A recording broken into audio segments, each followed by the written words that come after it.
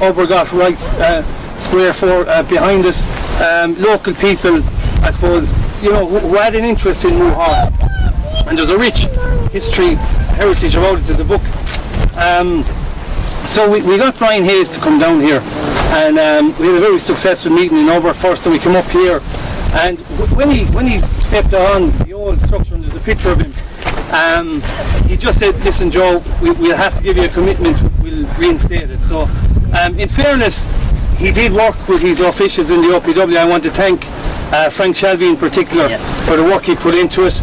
I want to compliment Michael, PJ McMahon, you know, for the work that Tracy and people in Over generally, and the OPW for bringing this about. It's fantastic. It's a huge lift to the area, and we're honoured with your presence here today, Minister. Thanks very much. Maybe Tracy, will you say a few words? Tracy. You kind of said what I was going to say anyway. And Minister, welcome to you. Delighted to have you. I suppose just to give you a little bit of a background on OBAIR, like, you know, we're a community development organisation, and we were established back in 1993 by Dr. Brendan O'Regan.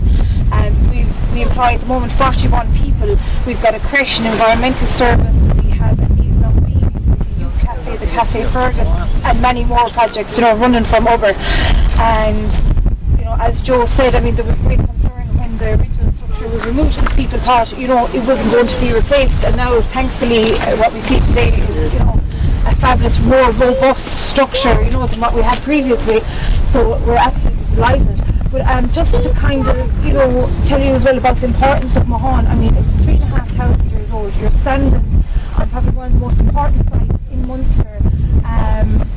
You know, it's so significant to the area. The great Mooghaun gold find was found just a kilometre from here over in Ballycar in 1854, and that's housed up in the National Museum. So it's a very significant site, and you know, we hope that the OPW are going to we feel it's going unrecognised at the moment for its importance, and we hope the OPW in the future are going to support some more development here.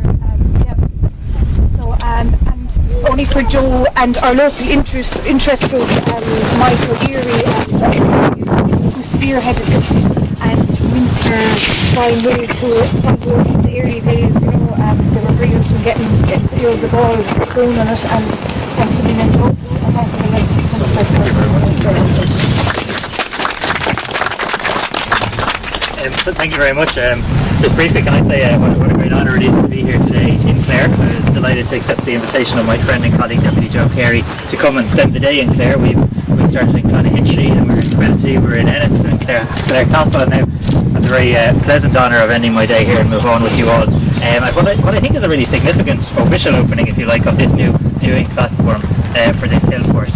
I was reading up in advance of coming here about the Mooghaun area and this Hillfort, and I know how significant it is historically, and it's really great to see that recognised. And I can't help but think that it not be for the local community, for other people like Tracy and Michael and PJ, and for Joe Carey battling tirelessly, we'd actually be standing maybe at a site that didn't have a viewing platform. So I think this is a really positive example of what can happen when the community comes together and works with community development groups, and indeed with the OPW, with state agencies, to try and get something done.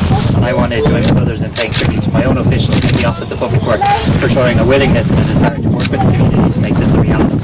I know there's some more improvements to be made. I think they're going to put a stronger barrier, maybe replace that wooden barrier. I know there's some trees that still need to be cut back to further enhance the view out over the 5 various counties, and I look forward to that happening.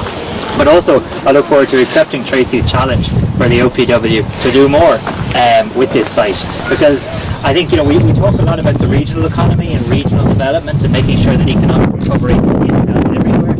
Heritage and tourism is a really important part of that, because you can't move from Mooghaun Hillfort to Dublin. If people want to see it, they got to come to Clare, and that's what we want them to do, to come to Clare, to spend their money, to support local businesses. And when you have heritage sites like this, you have that possibility. And we've got to look at these as absolutely really important heritage sites that have to be promoted and protected.